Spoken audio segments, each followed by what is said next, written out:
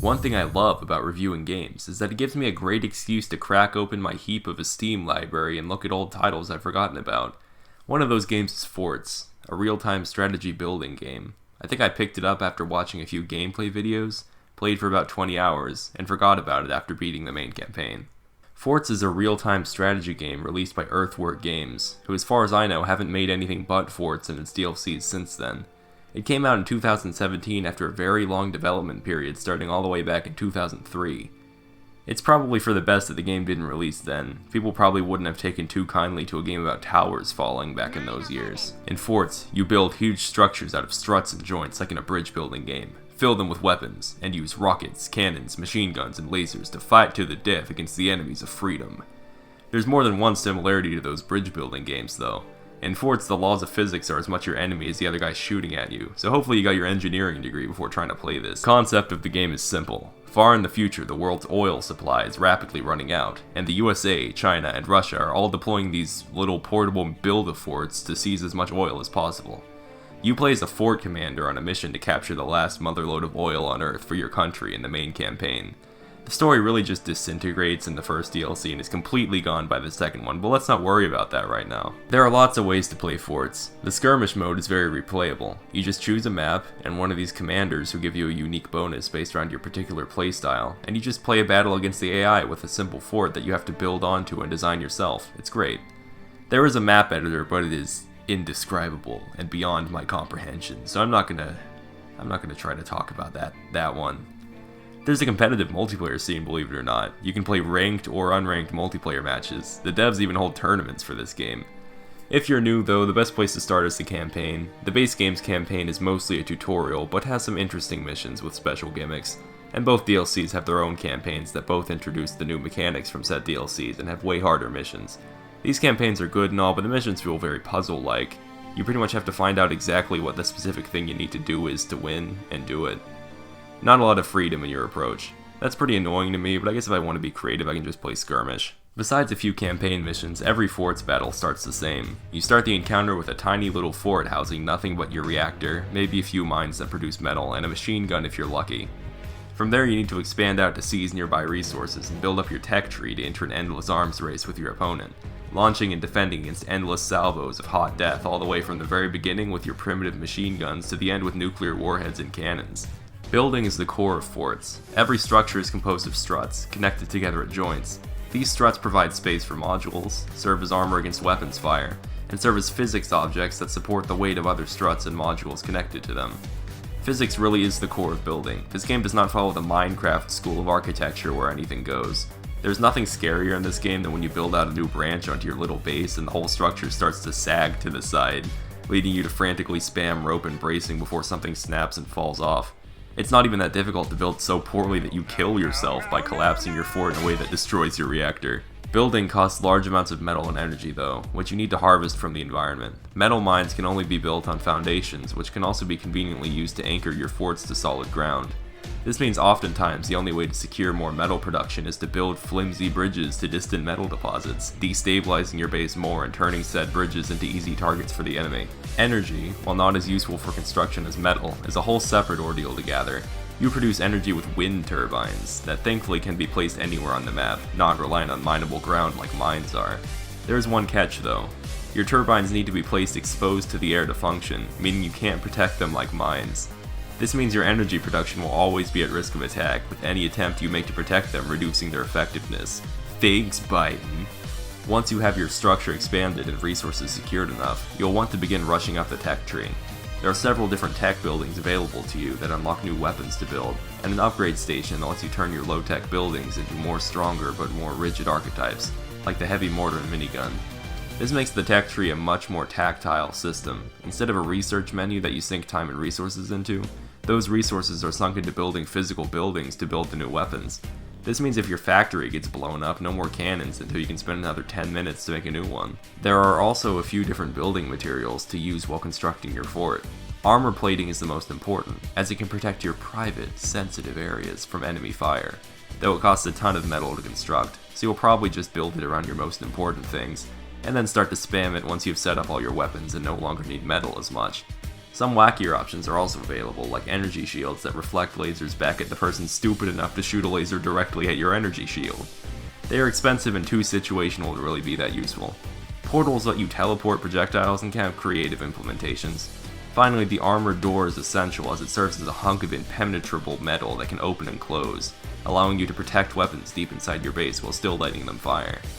Now, unless you're just playing sandbox mode where the enemy doesn't shoot back, building up your own base is only half the battle. The enemy will probably be shooting against you while also rushing to gather resources and progress through the tech tree faster than you, which is a death sentence if they succeed, meaning you must always stay vigilant.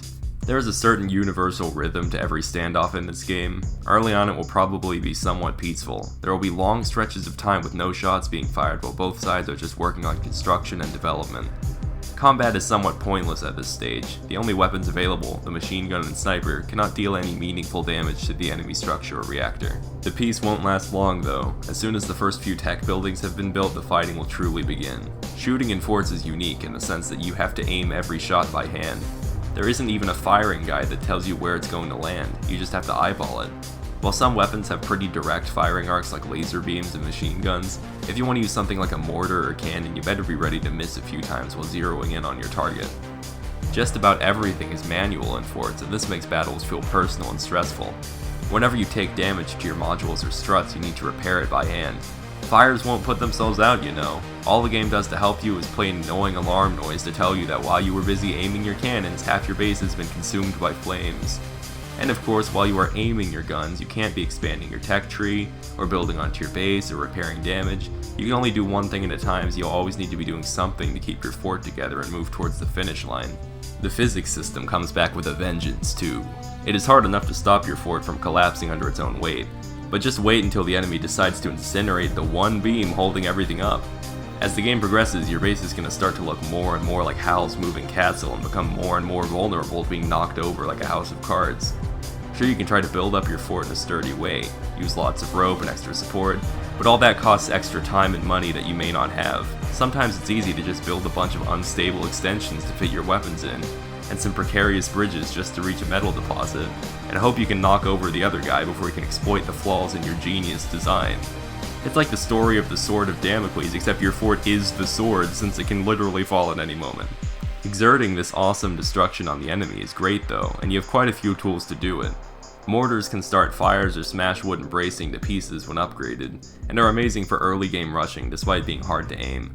There are cannons that rip through armor, snipers that can be upgraded to shoot weapons through armored doors, and laser beams that can surgically slice the enemy fort in half. My favorite weapons to use are the missiles. While building the silos they deploy from takes up a precious foundation slot that you need for building mines, swarm missiles can overwhelm point defense systems and set half the enemy base on fire. When upgraded, they become deadly warheads that can be easily shot down but will obliterate the enemy if they get through. If one of these lands even remotely close to the enemy reactor, it's game over for them. Vanilla has quite a few weapons to work with, especially after the free Tons of Guns update, but the DLCs add even more that provide plenty of variety to the destruction you wreak. Fort's core gameplay is very well designed, and different from anything else I've played so far. The game's systems shine in those moments where you're overwhelmed and it doesn't give you a pause button for a reason. Handling building, the physics of your structure, defending, and attacking must all be done simultaneously, and you get no breaks or time to rest when the game is at its best. Despite this, I have some criticisms. While those active moments are great, there's a lot of dead time. Resource production is somewhat slow by default, which means during the early game, where there isn't a whole lot to do except building, you'll often have to sit still and wait for an awkward amount of time to get enough metal and energy to build the new thing that you want. Besides waiting for resources, you also have to wait for a somewhat long amount of time for your tech buildings and weapons to complete, which is a chore early on when there isn't very much to do. I suppose you could always reinforce your structure or scout out what the enemy is doing, but in most matches there will be some time where all you want to do is start the fighting, but you need to wait a few minutes for some progress bars to complete before you can do so. Also, grouping weapons together is weird. Like, I have no idea how to eliminate a weapon group, so you can accidentally create two identical weapon groups and they will just waste a hotkey for the rest of the match. I know that's an incredibly minor problem, but I'm just racking my brain right now trying to think of things to complain about. One thing I definitely can't complain about is the music though. Like, it's just really good. I don't know anything about music, but I guess the best way I could describe it is that it uses a lot of dramatic strings in combination with synths and other electronic elements for a really unique sound.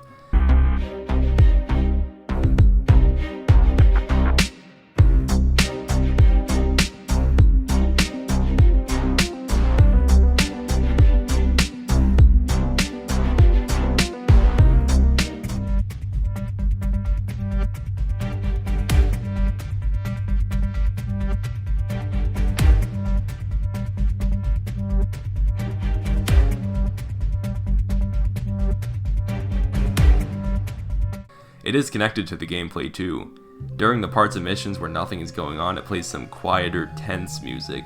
And then as soon as you fire a shot or half your base gets blasted to pieces out of nowhere, one of the panic tracks starts playing. Also, the DLCs add their own music, so don't miss out on the sick didgeridoo solo.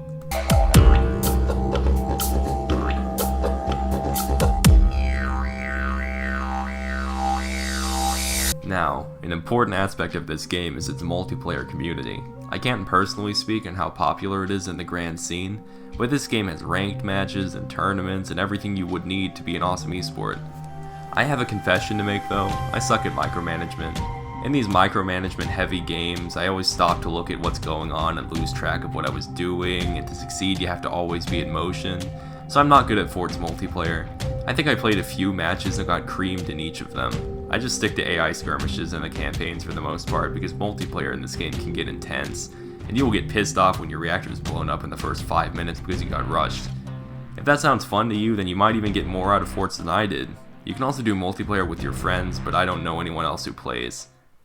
Moving on from that sad note, let's talk about the DLCs.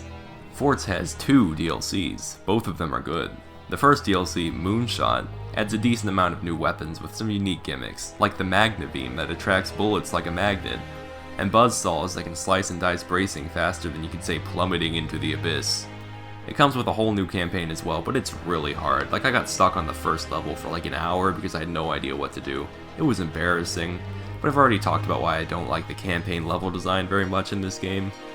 It follows a new story where all the warring superpowers from the first campaign have teamed up against some evil oil barons who stole part of their spaceship to get to the moon to look for more oil. I mean, oil is organic, so I wouldn't really expect it to be in space. Maybe there actually is oil on the moon though, and that's why America went there first. The second DLC, High Seas, does something quite interesting. It just up and adds boats to the game out of nowhere. Now you can build floating forts, with completely new ways to collect energy and metal, that even have buoyancy physics. It also adds a lot of new weapons, like deck guns, aircraft, and decoys that can be fired to redirect enemy missiles right back at them. Sadly, while most of the new weapons are technically available in normal forts, most of them don't work all that well. My attempts to use aircraft outside of naval battles have ended very disappointingly so far. Like Moonshot, High Seas also adds a new campaign to the game about a Navy captain looking for his long-lost father. You battle a lot of pirates along the way. These missions are a bit better than the Moonshot ones in my opinion. They do a good job of introducing you to the new boat stuff. If anything I've said so far interests you, then I highly recommend giving Forts a try. You will laugh. You will cry. You will punch your computer when the new scaffolding you built for a shiny new cannon destabilizes your fort and knocks the whole thing over. It's an amazing intersection of creativity and strategy where no game is the same. I'm out of things to say now. I'll get back to playing instead of talking. Until next time, miners, I'll see you guys on the rim. Say hi to Randy.